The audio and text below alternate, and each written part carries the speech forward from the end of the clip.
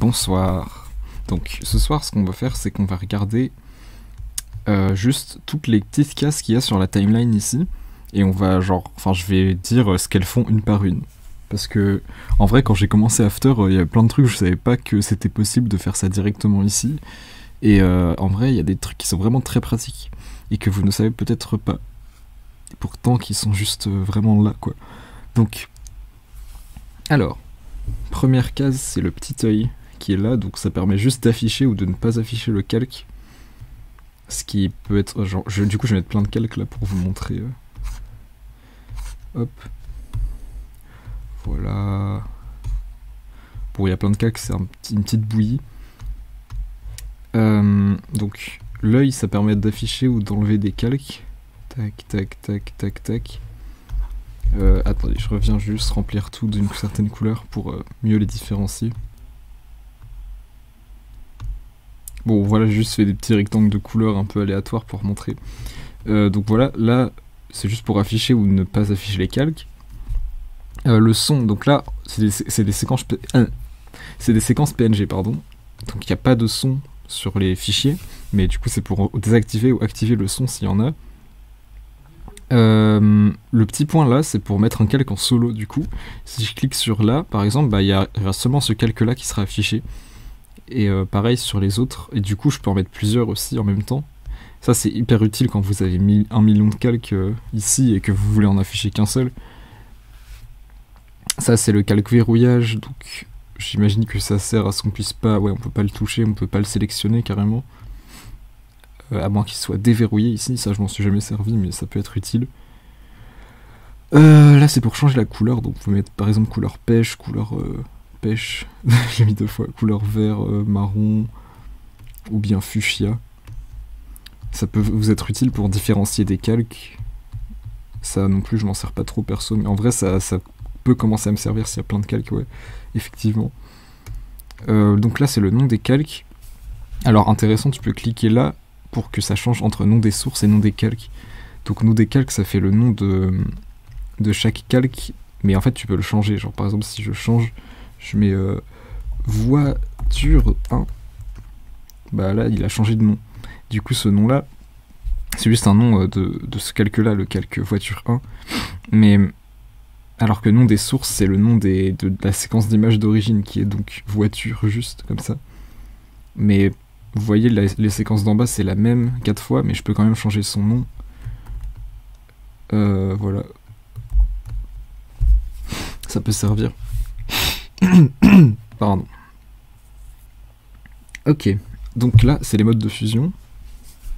Donc non, enfin là c'est tous les modes que vous pouvez mettre, écran, tout ça. Vous pouvez vraiment jouer avec ça pour comprendre ce que c'est. Je vais pas faire une vidéo sur les modes de fusion, mais c'est des modes qui permettent de changer l'affichage des couleurs du calque par rapport aux autres calques en gros. J'ai pas de définition claire à donner. Mais voilà. Là, la petite case T. Alors ça, j'ai découvert sa fonction il y a genre 10 minutes. Mais en fait, elle est hyper pratique parce que ça fait vraiment juste un masque d'écrêtage sur le calque d'en dessous. Je vais vous montrer avec genre ça. En gros, là, si je fais la case T ici, sur le calque vert, donc qui est au-dessus. Putain, les couleurs, elles correspondent pas. Attends, je vais juste... changer pour que ce soit plus clair. Celui-là il doit être rouge, du coup c'est bon. Bah là en gros si je fais non, si je mets la petite case, et ben il sera appliqué en dessous par transparence. Enfin c'est pas ça que je veux dire, mais en gros la transparence du calque du bas sera appliquée sur le calque du haut, ce qui fait que on verra que sur les endroits où le calque du bas n'est pas transparent. Et en fait, j'ai fait un tutoriel il y a 2 jours où j'expliquais comment faire de manière plus compliquée, et là c'est beaucoup plus simple de faire comme ça en fait, et je ne savais pas, donc voilà, j'ai appris un truc aujourd'hui, ça c'est très bien. Ah, et d'ailleurs j'ai aussi appris que les petits carrés qui sont là, pour étirer le calque, changent aussi en fonction de la couleur de ton calque. Ça c'est stylé. Genre, jaune, hop, ça devient jaune. Oh, incroyable. C'est plutôt cool ça, bon bref. Et donc... Ensuite, Donc là c'est cache, donc ça on l'a déjà vu dans le tuto numéro 7, vous pouvez le voir pour voir ce que c'est. Ça c'est masqué, je sais pas comment ça s'appelle, attendez, discret. Voilà, le mode discret en fait ça va faire que quand il est activé sur des calques, donc là imaginons je le mets sur les 3 calques de couleur rouge, bleu, vert là, donc là ils sont cachés, donc quand je clique ça se cache et quand je clique une deuxième fois ça remet normal. Là une fois qu'ils sont comme ça, je peux cliquer là sur la plus grande icône comme ça avec le petit bonhomme et genre hop, et ils vont être cachés. Et du coup ça c'est pareil, c'est pratique quand il y a beaucoup de calques parce que comme ça genre ceux que vous voulez plus modifier, vous pouvez les mettre en discret et comme ça vous cliquez là, tac tac, et ça les enlève, ça les remet. Ça c'est vraiment pratique. Donc si vous cliquez là-dessus ça va disparaître d'un coup, faut juste cliquer là pour les remettre. Oui aussi vous pouvez tout sélectionner et cliquer une fois et ça va faire partout. Genre si vous faites clic plus shift ou clic plus contrôle sur plusieurs calques, voilà. À la petite case soleil là, je sais pas. Oula. Ah, avec. Oh, c'est intéressant ça. Je savais pas que ça faisait ça pour les calques vectoriels. Mais en gros, regardez, je vais mettre les calques des 3 calques de couleur en en précomposition. Du coup, je fais clic droit là, précomposition. Donc ça veut dire que je fais je les rassemble en une seule précomp. Et là, celui-là, je le mets en, je sais pas, en addition par exemple. Donc c'est un mode de fusion. Et en fait, vous voyez que là, si je reviens là, c'est un peu compliqué à expliquer, mais genre, bon, je vais mettre les 3 en addition, ça sera plus simple. Hop. Addition, ça ajoute les calques par-dessus les autres. Et là, vous voyez qu'en fait, le mode de fusion ne s'applique pas sur le calque qui est là en dessous. Parce que c'est une précomposition et du coup, ça ne prend pas en compte les modes de fusion. Sauf que si vous cliquez sur la petite case qui est là, hop, bah du coup, ça va le faire sur les calques en dessous. Et je sais pas exactement comment ça marche parce qu'il y a des situations où j'ai fait ça et ça marchait pas, où j'ai eu des problèmes avec ce truc. Mais en tout cas, c'est pas mal. Attends, je vais mettre peut-être d'autres modes de fusion, genre n'importe quoi, un produit divisé. Vous voyez là, ça s'applique pas en fait par transparence. Mais si j'active le mode, bah ça s'active par transparence sur le calque qui est là en dessous. Donc ça peut être pratique parce que des fois vous êtes là, mais pourquoi ça marche pas et tout. Et en fait, il faut juste activer cette petite case. Voilà. Donc je reviens comme avant. Et je vais parler du coup de la case qui est là. Celle-là, je sais pas si je vais pouvoir bien la montrer sur mon exemple d'image. Du coup, je vais peut-être prendre une autre photo. Non, si, ça devrait aller en vrai. Ok.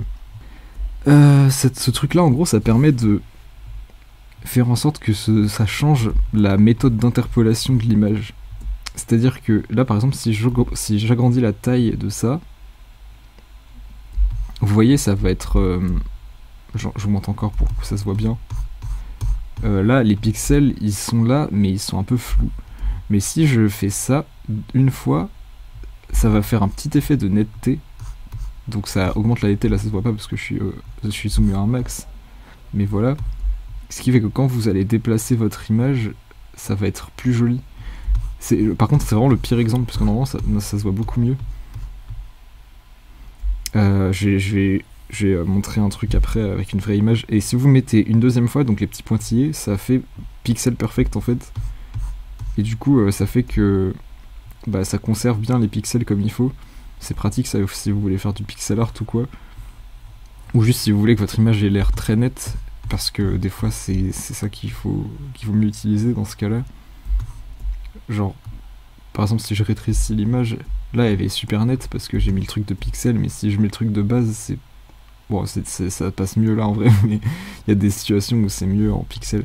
Je prends une autre image vite fait pour vous montrer. Ok, ça devrait être pas mal. Donc c'est une super image de chat.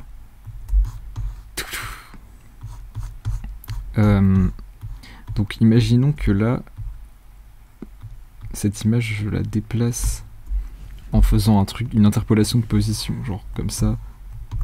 Donc assez simplement, genre hop, ça bouge comme ça. Non, peut-être plus lentement. Tac. Bah en fait, ce qui risque d'arriver, c'est que, genre, je vais le faire encore plus lentement pour que ça se voit bien. Mais ce qui risque d'arriver, c'est que si on laisse le mode de base, on puisse percevoir des petits trucs qui font un truc chelou. Je vais essayer de trouver un endroit où ça se voit bien. Là, si vous regardez très bien, genre un truc vertical assez contrasté, bah en fait ça fait une sorte d'effet un peu dérangeant, genre comme si ça devenait flou, puis net, puis flou, puis net. Genre là par exemple ça se voit pas mal. Et bon là ça se voit pas, mais des fois ça dérange pas mal. Et donc pour éviter ça, vous pouvez cliquer une fois et du coup ça fait que ça va rendre plus nette la transition entre deux pixels et du coup ça fait que ça fait pas cet effet pas ouf. Mais en vrai c'est vraiment très... Là je vous dirais vraiment que ça se voit pas, mais je vous promets qu'il y a des moments où ça change pas mal le rendu en fait. Enfin voilà. Non mais du coup, en vrai c'est notamment utile pour le truc de pixels parce que ça c'est super pratique en fait. Si vous voulez pas perdre la netteté de votre image, ça peut vous aider. Parce que tu sais, des fois, genre, t'augmentes un peu la taille de ton image et elle devient un peu floue, bizarre. Mais du coup, si t'actives ça marche mieux. Tac. Voilà. Voilà. Bon. La suite. FX. Donc là, FX, c'est pour que les effets du calque soient appliqués ou pas. Donc là par exemple ce calque là j'ai mis un effet qui est l'effet remplir, le calque vert, et donc si j'enlève FX il n'aura pas cet effet, donc il n'aura pas l'effet remplir, donc il sera comme l'original. Ça, voilà, je sais pas trop, enfin ça peut servir si tu veux voir ce que ça fait avec et sans effet, mais je m'en suis pas très servi. Alors ça je sais pas ce que c'est, j'ai pas pensé à vérifier avant. Interpolation d'image. Ah ouais, mais ça doit être un truc vectoriel. Oula. Oh. Qu'est-ce que c'est? Bon, je ne sais pas. J'écrirai peut-être un commentaire dessus si j'apprends à quoi ça sert. Ça, alors, c'est pour activer le flou de mouvement. Donc par exemple, si je fais que... Je vais le faire plutôt sur ce calque-là. Si je fais que ce calque-là se déplace de là à là par exemple, plus rapidement peut-être, non ouais je vais carrément faire un truc là je fais un mouvement un peu comme ça et du coup ça fait que quand ça bouge vite ça fait un effet de flou. Par contre là il est vraiment bizarre, c'est pas comme ça d'habitude. Et cet effet de flou là du coup on peut l'activer en cliquant là. S'il est pas là il est désactivé, mais par contre quand ça fera le rendu de la vidéo finale il sera quand même là, donc faites attention, pour voir le rendu final il faut cliquer là. Et vous pouvez régler les paramètres du flou de mouvement dans paramètres de composition, dans avancer, et là il y a des réglages du coup, vous pouvez changer les trucs. Si vous mettez plus d'échantillons par image, du coup voilà, genre là il y en avait que 2, c'est pour ça qu'il y avait que deux trucs, mais en vrai vous pouvez mettre plus du coup. Hop. Après ça mettra plus de temps à calculer du coup. Mais voilà. Donc avec et sans. Voilà, et ensuite, donc il y a ça. Ça c'est l'option calque d'effet. Ça veut dire que quand elle est activée, les effets qui sont appliqués à votre calque, ils seront en fait appliqués à celui d'en dessous. Donc là, mais attends, c'est pas bête ça en fait. Oh, bon là c'est bizarre, mais par exemple si je mets typiquement l'effet flou gaussien, je suis archi mal installé, je suis désolé, je suis vraiment très lent. Tac, si je mets ça en très grand, et que je mets l'effet flou gaussien et que c'est un calque d'effet, bien ça devrait marcher, oui, parce qu'il est à 0 forcément. Hop, donc ça fait que le flou gaussien est appliqué au calque qu'il y a en dessous. C'est pratique ça. Après, vous pouvez aussi faire clic droit, nouveau calque d'effet, c'est la même chose en fait, ça va créer un calque qui aura cette icône d'activer par défaut. Hop, voilà. Ensuite, donc la dernière, c'est ça. le calque 3D. Mais bon, ça je vais pas développer parce que c'est trop compliqué. Enfin, ça a un rapport avec les caméras 3D, etc. Et là, on va pas faire ça. Mais peut-être que du coup, demain, on fera ça. Je ne sais pas. En fait, là, je suis un peu à court d'idées de sujets à traiter. Donc, n'hésitez pas à me dire si vous avez des idées de trucs que je pourrais faire. Comme ça, bah, je les ferai parce que sinon, sinon je me retrouve à faire en mode web, on va faire toutes les cases de la timeline. C'est pas forcément le plus intéressant, mais voilà, n'hésitez pas en tout cas à me dire ça. Enfin, vraiment, même si c'est un truc très très spécifique, je suis là pour. Enfin, en vrai, ça m'apprend aussi des choses de faire ces trucs-là, donc voilà, n'hésitez pas surtout. Et merci d'avoir regardé, c'est la fin